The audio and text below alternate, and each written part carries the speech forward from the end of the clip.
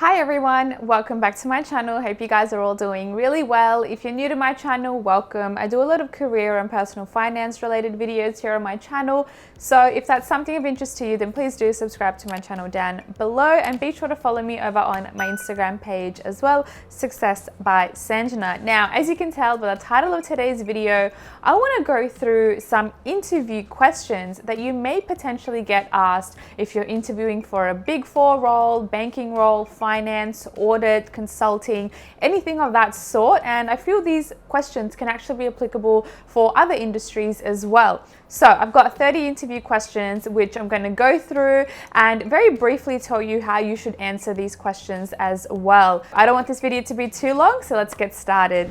Now, very quickly, I just want to talk about the different types of interview questions that are out there. So firstly, we've got open-ended questions. So these are questions that cannot be answered with yes or no and usually require some form of explanation. So these are questions like, tell me about yourself, tell me how your day is going, things like that. The second category of questions that we've got are behavioral-based questions. So behavioral-based questions are usually questions which are usually targeted to your performance, and these are questions like, can you tell me a time where you handled such and such customer? Can you tell me a time when you were undertaking a high-pressured sort of client? So things like that. And thirdly, we've got situational-based questions. So these are usually more tricky, and these require some form of technical skill, and this is a way for the employer to understand your analytical and problem-solving skills. So those are the three types of questions that you generally tend to see. I've got 30 interview questions, which are all random, but they do lie within these three interview types.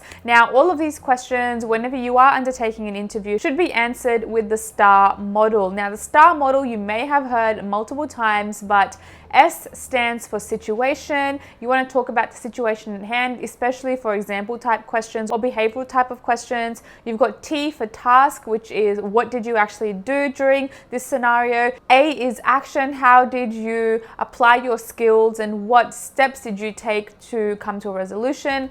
And R is result. So what was the end result? And one more that I like to actually add at the end and make it stars instead of star is the letter S, which I think is very important. And I think self-reflection is something that you should do when you are, providing these examples. So when you are answering these questions, also make it a note to answer the S part as well. Okay, without further ado, let's just get started into the top 30 interview questions that you can potentially get asked. So first question is, tell me about yourself. In this question, you want to talk about what you're currently doing in terms of your work, your qualifications, what is it that you do specifically at work, and what is it that you do outside of work. Make sure you keep this short and sweet. Second question, why do you want to work for this organization? So this answer could include culture, the organization itself, the initiatives that the organization runs, different groups, different opportunities available, training available, things like that. Third question, why do you think you're a good fit for this role? This is where you want to present your experiences, your qualifications,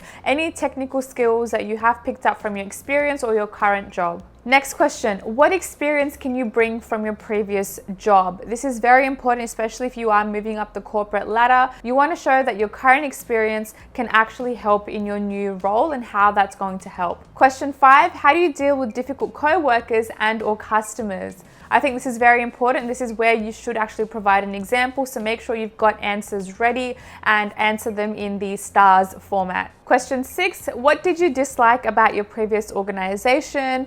I think here, don't be too specific. Don't point out people, don't mention names, anything like that. You can mention just generally the culture. Perhaps there wasn't enough of a training program, no future prospects, things like that. Question 7, tell me a time where you provided excellent customer service. This is a question I've received so many times, and this is something where you need to provide an example. Tell me a time where you demonstrated leadership qualities. So this can be in your career, but this can also be in your personal life as well. You may be a leader of an organization, a youth group, volunteering group, anything. Question 9, why is there a gap in your CV? So essentially how you would answer this question would be possibly you've taken a career break, you've maybe taken a gap year, maybe you're pursuing further studies, anything at all. Maybe you're traveling, so things like that. Question 10, what is your greatest achievement? So this can be in terms of your career, but it can also be in terms of your personal life as well. Question 11, can you tell me a time where you were under pressure and how you dealt with this pressure? Again, provide an example here, answer it with the STARS method. Question 12, where do you see yourself in 5 years' time? So this is a question I've received many times. My response has generally been to work up the corporate ladder, and you also want to talk about your personal life as well, where you expect to see yourself in the next 5 years. Question 13, what are your strengths and what are your weaknesses? Now with the strengths, this is easy, but with weaknesses, you want to sort of mold the response in a way that will actually not seem like a weakness. A weakness could be that maybe you're too picky, it takes you too much time to analyze things, but that may also be a good thing in that you have attention to detail and you like making sure you get things right the first time. So try to mold it in a positive way. Tell me a time where you did something at work that had a positive impact on the organization. So this could be anything that you do outside of your day-to-day tasks. Maybe you're helping the organization in building its initiatives, helping with maybe volunteering, anything like that. Question 15, why should we hire you? This is where you want to be specific. You should read the job description of the job that you are interviewing for and mention those key skills that are required for the job. So you want to be specific here. Next question. Describe a time where the team or the organization was undergoing change. How did this impact you? This could possibly be a restructure, possibly working from home. Maybe your team has shifted a little bit. Maybe they've introduced a new model, new methodologies. So anything around those lines and how that really impacted the way that you undertook your work. Next question, describe a time where you had to be flexible in your work situation. This could be maybe there's a priority task or project that has popped up and you've had to put your project to the side so you can have all hands on deck on that project, and then you talk about, how you've been able to manage the two. Next question, describe yourself in 3 words. I think this is something that is very important and you should know this about yourself. So have an answer prepared before you do answer this question. Next question, how would others describe you? Again, have this, prepared as well so you're not having to think on the spot. Next question, how would you deal with a customer complaint? This is usually a tough question for a lot of people, but again, make sure you've got a response prepared. Make sure you answer this in the STAR model and make sure you talk about it in a way where you actually receive multiple complaints and you've actually been able to manage and handle them well. Next question, have you gone above and beyond for a customer? So you want to answer this in a way that is reflective of the organization's values, and make sure you do your research about the organization, what their values are, so you can include these in your response. Next question, why did you leave your last job? In this question, I would suggest leaving your emotions aside because that does not come across as professional. You want to remain as professional and polished as possible. So having answers like, my boss was useless, or that you just hated the work.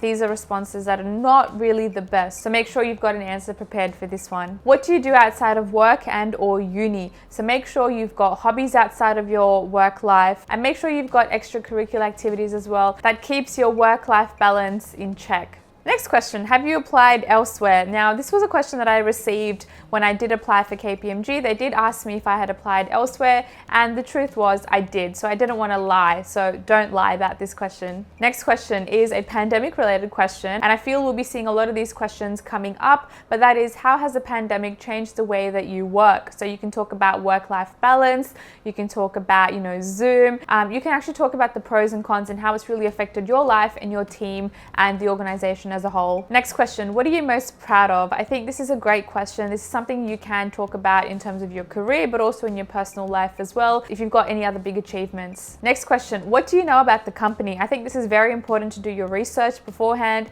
Make sure you know who the CEO is, CFO, CMO, COO, all of that jazz. Make sure you know the senior management of your team as well, so that you can, throw a few names in there, and that'll just show them that you actually care. Have you managed people before, and how has that gone? So managing people doesn't necessarily mean that you're a manager or a senior manager. It can also be if you are a graduate or a junior level consultant that has helped graduates or junior staff with possibly reviewing their work or assisting them on how they can do their task more efficiently as well. Next question, tell me a time where you have failed. Now, this is a question which may catch people off guard, so make sure you've got an answer prepared for this one.